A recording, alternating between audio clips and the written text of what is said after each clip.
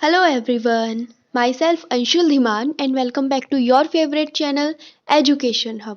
So guys आज की मेरी इस वीडियो में मैं आप सभी के साथ जो है ऐसे का एक बहुत ही इम्पोर्टेंट टॉपिक शेयर करने जा रही हूँ। आज का हमारा टॉपिक है डॉक्टर भीमराव अंबेडकर जी। सो अब ये टॉपिक आपके लिए इम्पोर्टेंट हो जाता है। अभी हमारा कॉन्स्टिट्यूशन डे आने वाला है यानी कि संविधान दिवस, तो उसको लेकर तो ये टॉपिक आपका इम्पोर्टेंट हो ही जाता है। सो आपके जो स्कूल्स में भी कॉम्पिटिशन्स हो रहे होंगे या फिर आपके अगर किसी नेशनल स्टेट लेवल पर कोई कॉम्पिटिशन होगा तो उसके लिए भी आई होप ये ऐसे आपके लिए हेल्पफुल रहने वाला है। तो इसीलिए वीडियो को एंड तक देखिएगा, बिना स्किप किए देखिएगा, क्योंकि इस वीडियो में आपके लिए बहुत ही अच्छी अट्रैक्टिव कोटेशंस हैं और अच्छी अच्छी लाइंस हैं। और अगर आपका कोई जो MCQs वाला कोई क्विज क्वेश्चंस भी हो रहा है अगर, तो उसके लिए भी आपको इसमें से बहुत अच्छे अच्छे पॉइंट्स मिलेंगे जो कि आपके उन क्वेश्चंस को क्लियर करेंगे।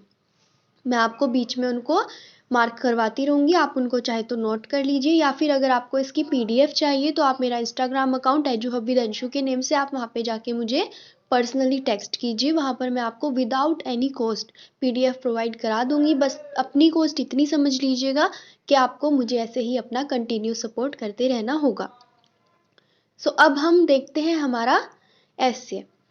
सबसे पहले है देखिए आपका इंट्रोडक्शन। डॉक्टर भीमराव अंबेडकर का जन्म महाराष्ट्र के रत्नगिरी जनपद के अंबाबड़े गांव में 14 अप्रैल सन 1891 में हुआ था। सबसे पहले तो आपको यहीं से देखिए आपको बहुत अच्छे अच्छे पॉइंट्स मिल गए हैं। कहाँ पे उनका जन्म हुआ था? महाराष्ट्र के कौन से जनपद में? रत्नागिरी जनपद के कौन से गांव में? अंबाबड़े गांव में हुआ। और कब हुआ? 14 अप्रैल 1891 में हुआ। यह महार जाति के थे। जाति भी आपको लर्न करनी है। महार जाति के थे। इनके पिताजी रामजी राव सकपाल थे।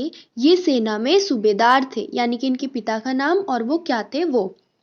नियमित रूप से सपरिवार पूजा पाठ करना इनकी विशेष धार्मिक प्रवृत्ति थी। इसी प्रकार इनकी माताजी भीमाबाई भी थी।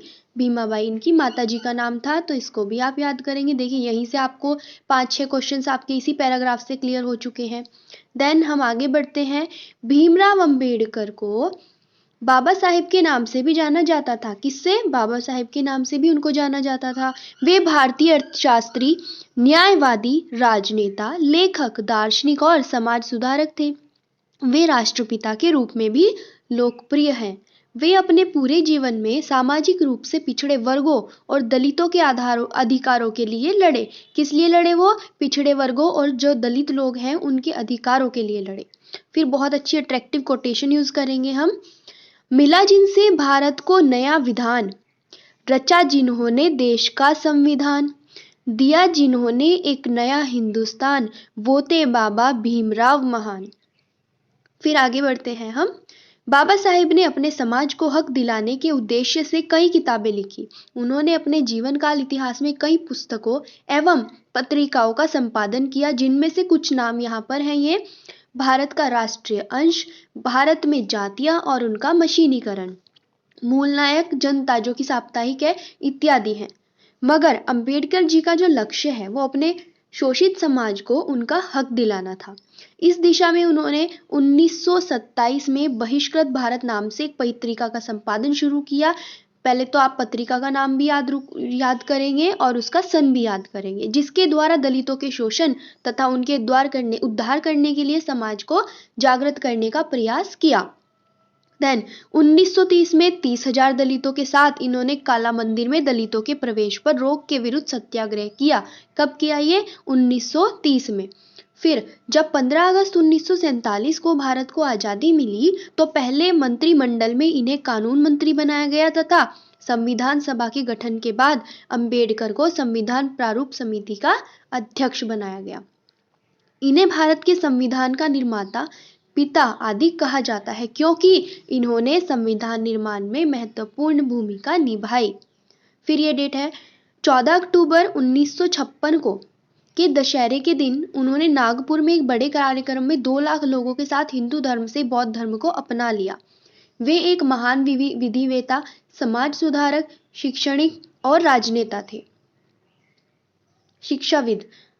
उन्होंने आजीवन अछूत वर्ग के हितों की लड़ाई लड़ी। फिर 6 दिसंबर 1956 को दलितों के भगवान मसीहा बाबा साहेब भीमराव अंबेडकर जी की मृत्यु हो गई।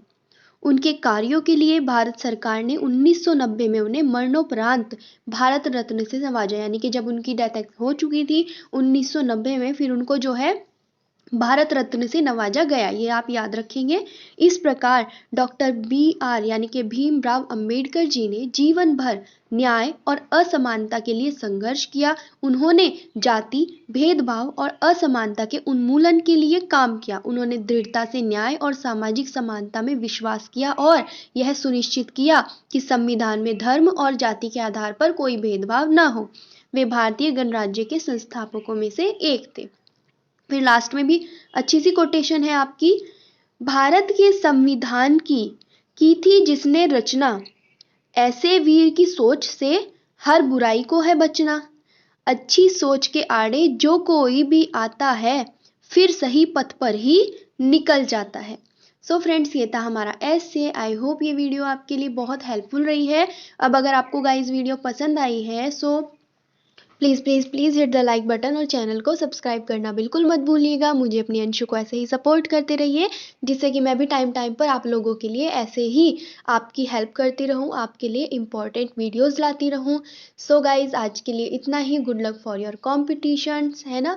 और बस, अगर आपको किसी और टॉपिक का भी चाहिए तो आप मुझे जल्दी से अभी कमेंट बॉक्स में बता दीजिए, मैं आपके लिए वो लेकर आ जाऊंगी कंटेंट। सो आज के लिए इतना ही guys. Good luck for your competition. Bye bye.